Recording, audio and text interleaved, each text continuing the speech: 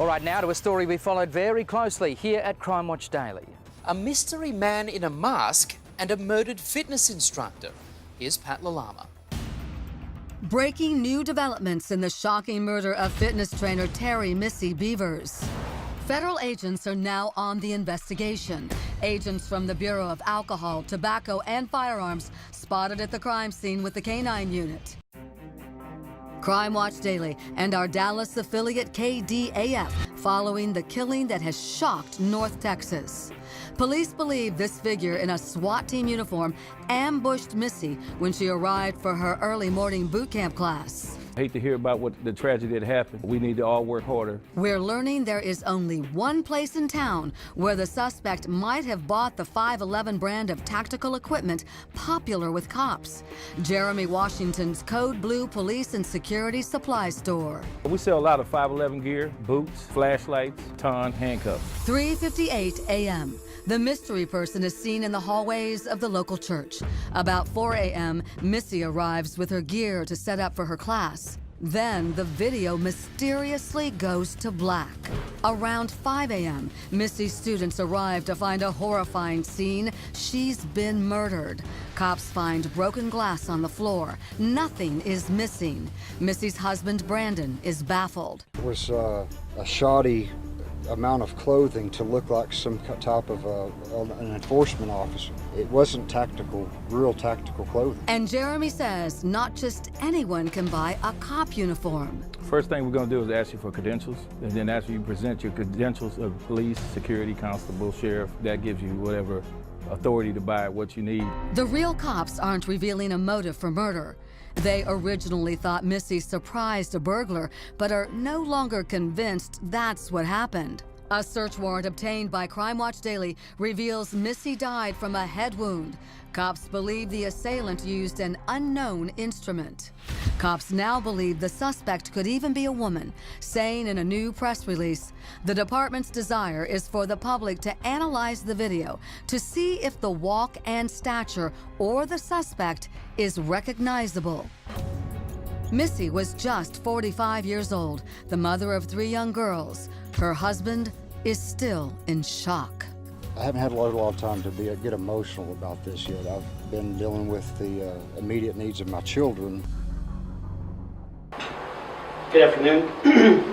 My name is Carl Smith, and thank you for coming today. First of all, we want to offer our heartfelt condolences to the family and the victims. This is a tragic event for all involved, including our community. This morning at approximately 5 a.m., Midlothian officers and EMS were dispatched to an unresponsive person to the Creekside Church in the 5400 block of East Highway 287. Midlothian officers arrived at the location just after fire and department medics arrived on the scene, and the medics were attending an unresponsive female as officers entered the church. The officers observed a lot of broken glass on the floor, and the female as well as the female. They started the search of the building to make sure there were no other individuals in the facility. During the search, the officers found evidence of forced entry into the building, indicating a possible burglary. The entire building was searched and nobody was found.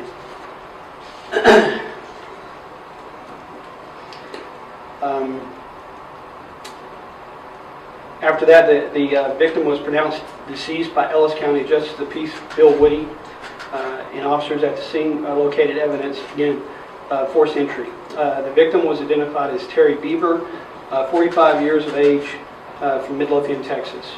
The victim was transported to Dallas County Medical Examiner's office. During the course of the investigation, detectives located and collected a video evidence. The video depicts an unknown male walking inside the church building dressed in police-type clothing and wearing a helmet and gloves.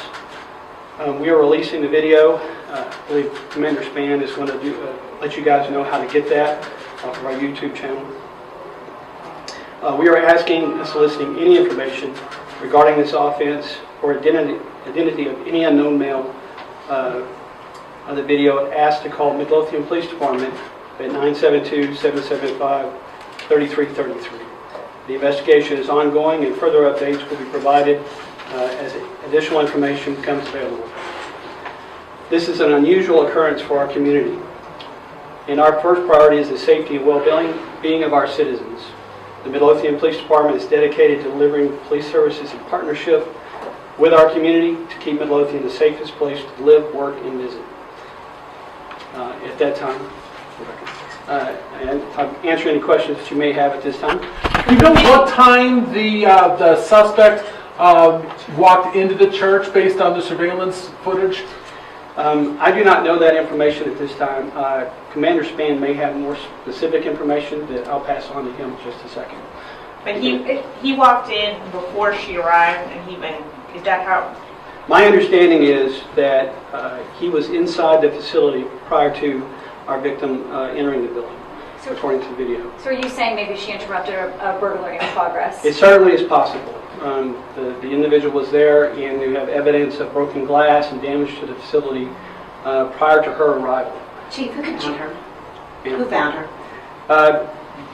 She is an instructor for a fitness club here in Ellis County, and she was preparing for a class, and was actually having a class inside the facility today because of the rain, and so her students actually were in the building and found her and notified law enforcement EMS of her condition. Chief, could you go into more detail about what this suspect was wearing when you described it as police-like clothing? Yes. The suspect is actually wearing what we would describe as what you see on many times in a TV situation in a full tactical type gear, a heavy vest, a heavy helmet, gloves, BDU type pants with police on the front and I believe on the back. So it, from all intent and purposes, he is designed to look like a police officer. His intent was to look like a police officer. Chief, could it be possible that she was targeted? She had posted on her Facebook that she was going to be there. Is there a possibility that this is not random? We're exploring all possibilities. It certainly is a strange occurrence at this time of morning for a church to be burglarized early in the morning, and also that it certainly looks like an opportunity for either it's just an odd random situation that they would actually happen to come into a building that was being burglarized on a Monday morning. But all scenarios are on the table right now. We're just now really getting into the meat of this investigation, so we'll be looking at every avenue of investigation, following that through to the end that we can get. Was there evidence of burglary? Was there evidence of things stolen from the church? We don't have any idea or any evidence that things were actually taken from the facility, but a lot of damage within the facility. Chief, did you say the victim was shot? I did not say that. No, sir. Do we know how the victim was killed? We're not releasing any information on her injuries right now. So is there any, in the video, is he doing anything prior to? In the video, you can see him walking through the hallways, and it's really the only thing that we see him doing is walking through various hallways. I believe the cameras are or motion activated, so as he's moving through, you see them click on, but we can't really tell that he's doing anything particular in any one of the videos, to my knowledge. We'll let Chief Smith just answer one more question and then let him get back to what he needs to do, and then I'll try to fill in a couple more questions after that to fill in any gaps and talk to you about how we'll release the additional information. Is there information in the Chief, car? had you had any other people like this or any other MOs or other robberies or burglaries with this person fitting the same? No, this is an extremely unusual situation for the city of Midlothian. We have a very, very safe community. In fact, this is going to be the first event of my tenure here in almost 10 years. So nothing like this has happened before. So the first event, First type of, well, actually our first homicide in my tenure in 9 years. So, all right, thank you all. Brian, just tell us, what are you going through right now? I mean, today, right now? Well, I don't want to do interviews, okay? I just want to make a statement. Is that all right? Tell us what you want to say. Okay. Yeah, I don't. No, the main purpose here today is solely to communicate to the people in the community and to everybody watching and listening. My wife was she was a godly woman, and she was a very she was very passionate about changing people's lives with fitness and changing their mental attitude towards their body and themselves and their abilities in life. And you know, personally, I haven't involved myself in a lot of what she does, but now that I'm seeing some of her campers, I've noticed a substantial impact that she's had on so many people's lives, and I'm very proud of her. And I just want it to be publicly known that did you look at the video to see if you saw anybody, recognized anything about it? the same video that I watched on a continuous loop. It's the same video that you guys have already had access to. Click anything for you? Nothing clicks. I can't tell if the person is a man or a woman. The police estimate that he's about 6 foot tall. This person's 6 foot tall. But if you look at the mannerisms of the person, how they walk, I mean, there's something very distinctive there that somebody has to be able to point this out. It seems to baffle the... It wasn't tactical, real tactical clothing. What did it look like to you? Well, I mean, from the video, as best I could tell, it looked like maybe motorcycle boots or some type of military-style boot. I couldn't tell the pants. It looked like some kind of flimsy, like sweatpants or something. I couldn't really tell. But the jacket was just a generic police jacket, kind of a velour-looking police jacket. And I couldn't even identify the helmet. The person was wearing a helmet, and I couldn't identify whether it was a motorcycle helmet. I don't know if there is a motorcycle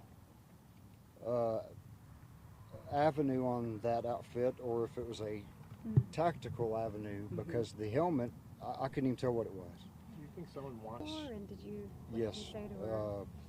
Every day for the last 10 months, she has made it a point to text me at work that she loves me and have a good day, honey. When I finally arrived in Biloxi around 7:30, which was later than I was supposed to be there, you know, I spoke to her, and she said good night, and it was still about 8 o'clock, and I called her anyway, probably around 9 or 9:30 to tell her I love her, and she was already half asleep, and that's the last time I spoke to her. That was on the phone. That was on the phone. I guess perhaps the last thing I know you've spoken, for those who didn't know Missy, never had the opportunity to take a class with her, or didn't know her from church, strangers, what do you want them to remember about her? Especially as this investigation goes on and police are relying on tips and help from the public, what should people keep in mind most about Missy?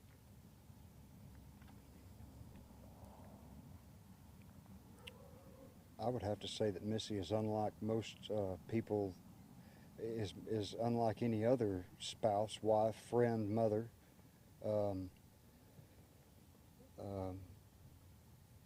You know, when you lose a loved one, you know,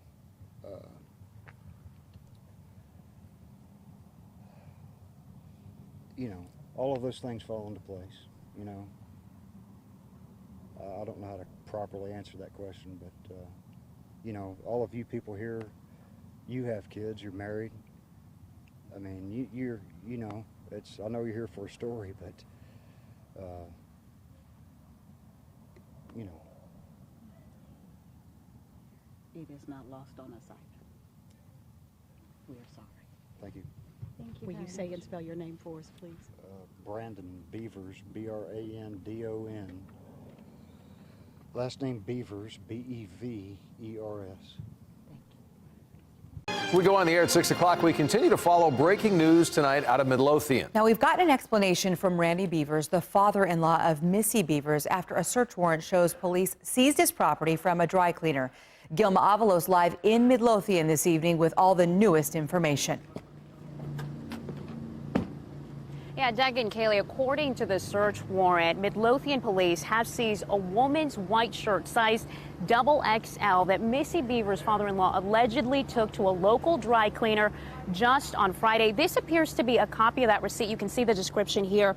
It says pullover, animal blood, red, all over white. Now, Randy Beaver, as well as his son, just has been in the police station here behind me. They're inside of that police station right now. According to detectives, Randy Bevers took 4 shirts to the dry cleaner, 3 shirts described as men's shirts, 1 XXL women's shirt with blood stains on it on April 22nd. The Dry Clean Supercenter reached out to police that same day. The clerk said that Bevers had explained the stains on the white shirt came from, quote, animal blood. Now, our team spoke to Randy Bevers himself. He says he was aware that police seized that shirt. He explained the blood is animal blood. A family dog, he says, a Chihuahua, was involved in a fight with another dog, and he was wearing this shirt at the time. He says he has provided police with a statement, and his son briefly explained the situation just outside of the police station for us. It's a Chihuahua? Right. He got in a dog fight. That's all I'm going to say. I got to get some water, guys. They had everything. They have my flight tickets, the rental car that we rented in Gulfport, Mississippi. Matter of fact, when I pulled into my driveway Monday at 3 p.m., I was in a car with Mississippi plates on it. And I mean, all of that's a non-issue. Randy, minor thing, the dry cleaner had your shirt listed as a woman's XXL shirt. Just a mistake. That's your shirt. The dry cleaner listed your shirt with the bloodstains on it as a women's. Well, my wife's white shirt had bloodstains on it too. So both of us had bloodstains on her shirt and mine. So because it, you know. So there are 2 shirts of blood on it. Yeah. The warrant only listed 1. The warrant only listed 1. Where's the other shirt? The dry cleaners.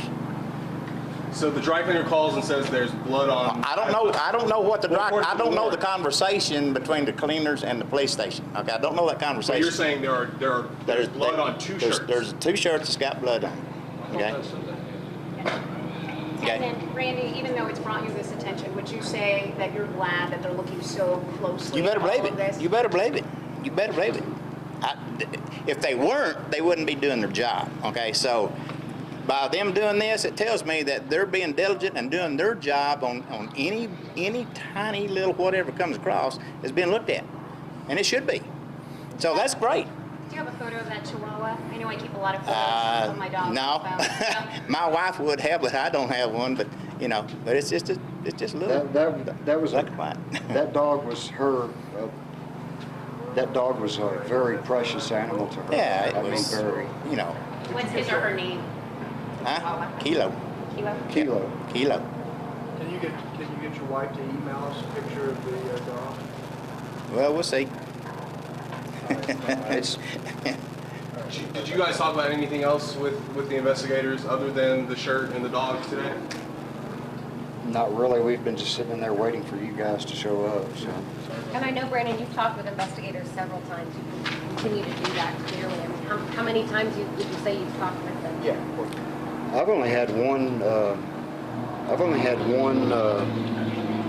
Formal interview that was early in an early stage of the game, but and they call me periodically, and I call them periodically because I think of certain things that I want to make sure that they're looking into. I even called them today, and I was like, "You need to look into this avenue. You need to look at this," and in 90% of the cases, they've already done it. So, but it's, you know, I sit and I think about catching this person, and I think I just role play in my mind any possible leads that I can give. But in 90% of the times that I've reached out to them to provide them this information, they've already gone down the avenue. And I know when we talked with you last, you had said that you believe she had walked in on a burglary. I need to clarify that. When I came up here to review, now you got to remember, that was on Tuesday or Monday when I gave that statement? I want to say it was Tuesday. Okay. You got to remember, no sleep. I'm in bad health. No, I do not believe that she was. I believe that she was targeted.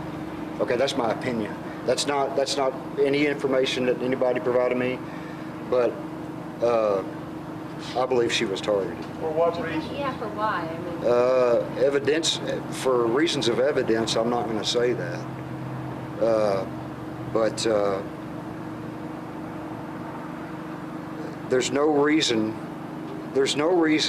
If a person, you have to ask yourself, if a person's going to break into a church, what are they going to take? What are they there to steal? AV equipment? I work in a church. Some of the most expensive equipment in a church is AV equipment, or money from tithings from the previous day. Okay, those are the two things. So we're listening as video of a suspicious car on the morning a mother and fitness trainer was murdered inside a Midlothian church. Could it provide the answer that has become really a national murder mystery? Hi, and good evening, everybody. I'm Steve Eager, first on Fox 4 News at 5:30 tonight. Police would like to talk to the driver of that car about the murder of Missy Bevers. She was beaten to death last April at the church as she got ready to teach a workout class inside. Police released images of a car they wanted to know more about, but now this surveillance video has surfaced. Fox 4's Natalie Solis at Midlothian Police Headquarters with the story. Natalie. Well, Steve, Missy Bevers was murdered nearly 9 months ago, and now what people are talking about is that surveillance video from a nearby gun store, and it shows a vehicle clearly out of place. This is the surveillance video from SWFA Outdoors near Creekside Church of Christ in Midlothian from April 18th, a couple of hours before Missy Bevers' murder.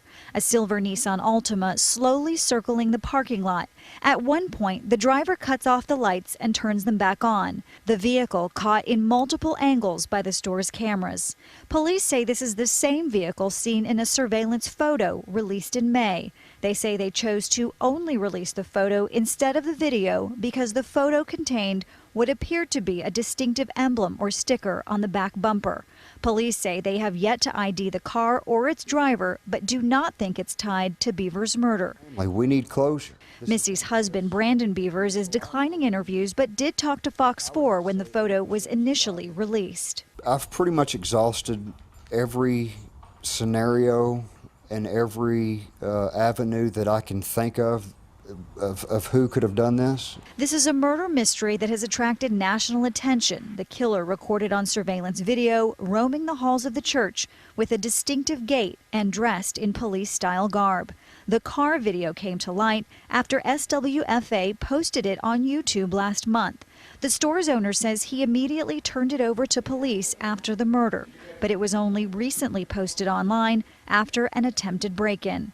Creekside Church of Christ in clear view from the gun store windows. In a strange way, I'm thankful for the attention that this is receiving. But it goes back to the fact that this happened in a house of God, and that's pretty disturbing.